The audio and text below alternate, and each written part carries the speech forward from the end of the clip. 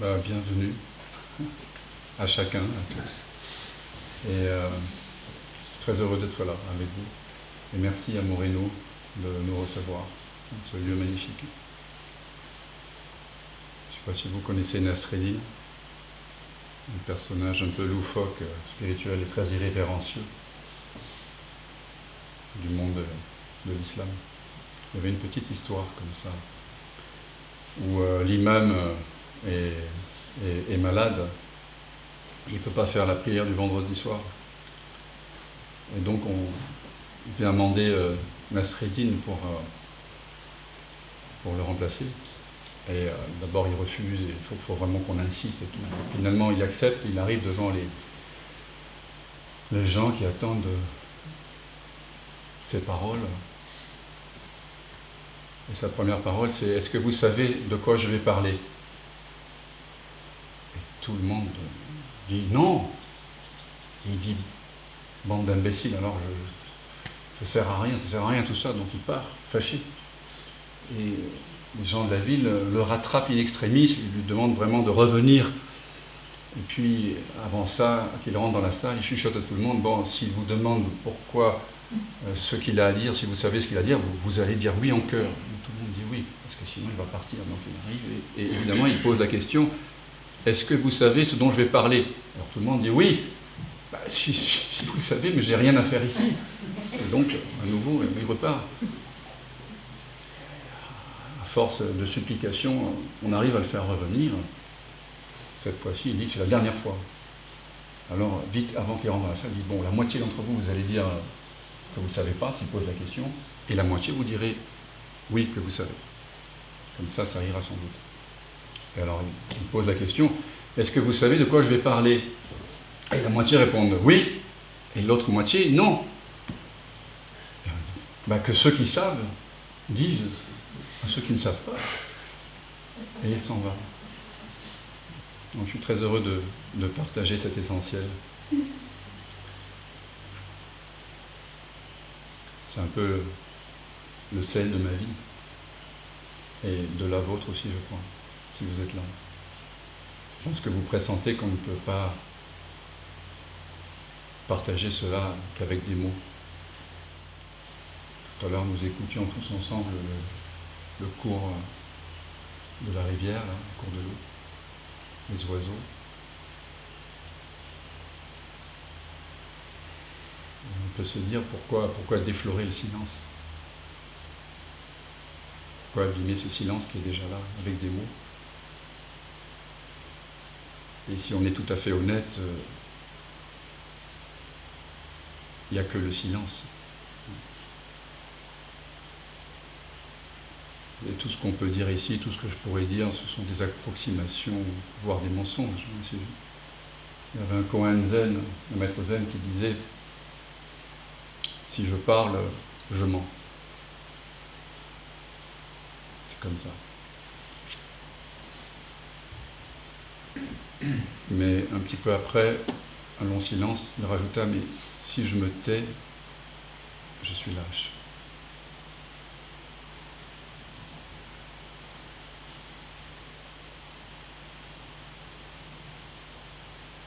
C'est toujours un peu sur le fil, vous voyez, c'est une danse sur le fil.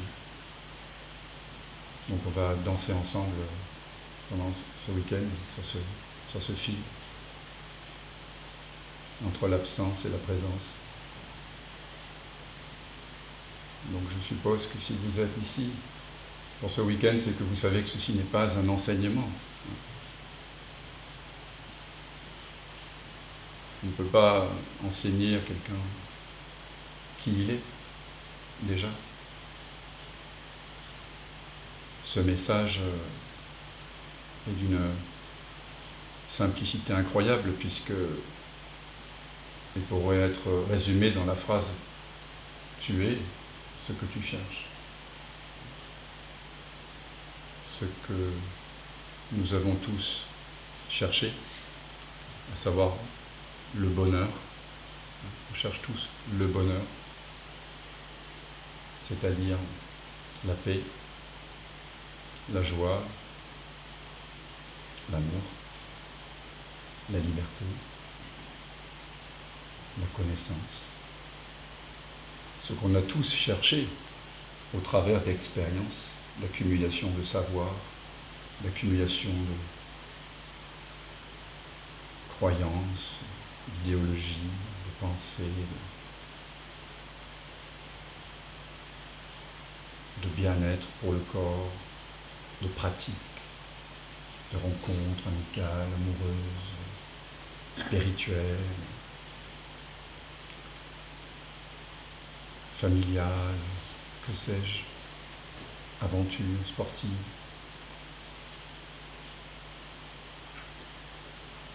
On l'a tous cherché, ce bonheur, au travers d'expériences. Et on a eu un ersatz de paix, un ersatz de joie, un ersatz d'amour lorsque l'expérience amoureuse ou la rencontre avec un livre, avec un animal, avec un poème nous a momentanément délivrés de l'impression d'être quelqu'un. Mais nous avons tous aussi constaté que ce bonheur qui n'a pas duré. Pourquoi ? Parce qu'il ne vient pas de l'objet, il ne vient pas de l'expérience, il vient de la cessation momentanée du désir d'autre chose que ce qui est là. Et cette cessation a lieu quand l'apparent objet est atteint. La personne qu'on rencontre, le livre qu'on lit, le son du chant des oiseaux, de la rivière. Et comme le désir est tension, ça on ne le voit pas toujours, l'espoir, l'attente, c'est une tension permanente. Momentanément, quand le désir cesse, la tension se dissout. Et s'entr'ouvre l'arrière-plan de paix, d'amour, de joie, de liberté que vous êtes déjà. Et donc le mental va, quand le désir va repartir, parce qu'on va vouloir très, très vite autre chose, un autre homme, une autre femme, une autre famille, une autre maison, un autre travail, une promotion, un geste d'attention de la part de maman, de papa, de l'enfant, de qui sais-je. Quand le désir reprend, à nouveau la tension est là. Et l'arrière-plan semble à nouveau perdu. Alors la bonne nouvelle qu'on va partager, c'est le sens de l'évangile, c'est que ce n'est jamais perdu. C'est juste qu'on n'avait pas regardé dans la bonne direction. Saint Augustin déjà disait, je ne sais pas si vous connaissez Saint Augustin, dans ses confessions, 3e, 4e siècle, je t'ai tant cherché dehors, tu m'attendais au-dedans. Dans l'évangile de Matthieu, trouve le royaume en toi-même et tout te sera donné de surcroît. La Katha Upanishad, il y a 2700 ans, en Inde. Parfois, une âme intrépide, en quête d'immortalité, s'est retournée en arrière et a découvert sa vraie nature. La Kena Upanishad, 2500 ans. Ce n'est pas ce que l'œil voit, c'est ce par quoi l'œil voit. Tel est le Brahman, l'absolu. Et non cela qu'on honore comme tel.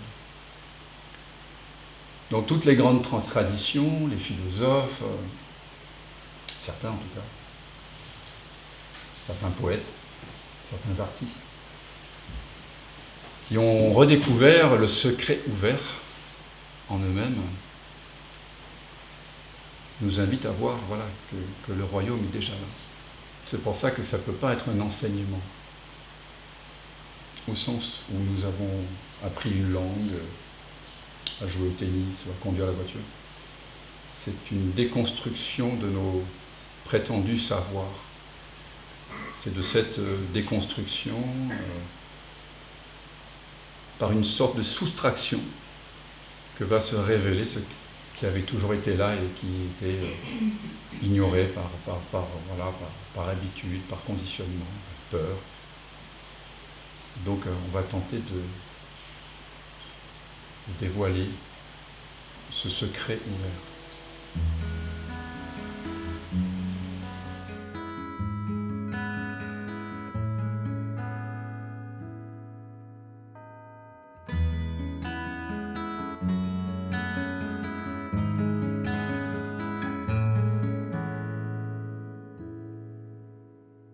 présence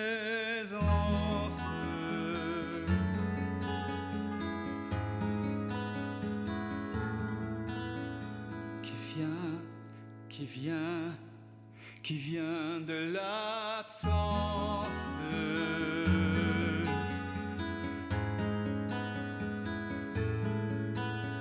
Qui se rêve présent, s'il donne naissance à ce grand rêve qu'est l'univers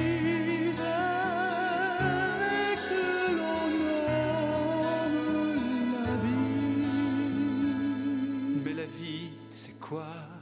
C'est quoi? La vie n'est que danse, évidence de l'unique présence. Et tout prend naissance en toi qui jamais ne commence.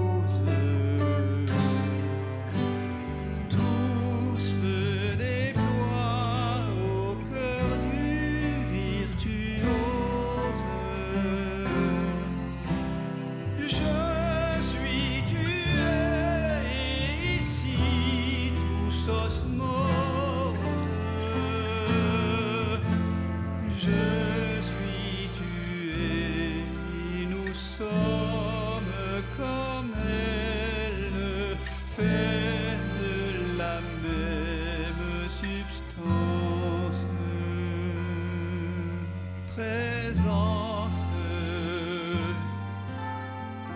c'est vraiment maintenant que ça commence. Je m'émerveille en ce silence, tout naît, tout meurt dans la présence.